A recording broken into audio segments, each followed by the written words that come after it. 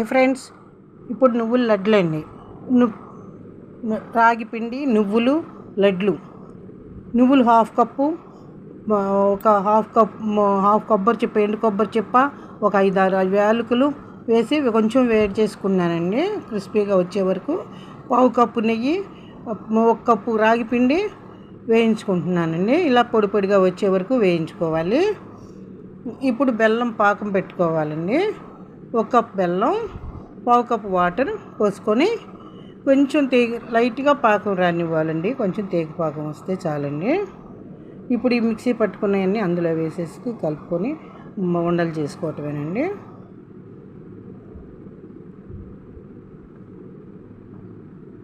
Ready అండి.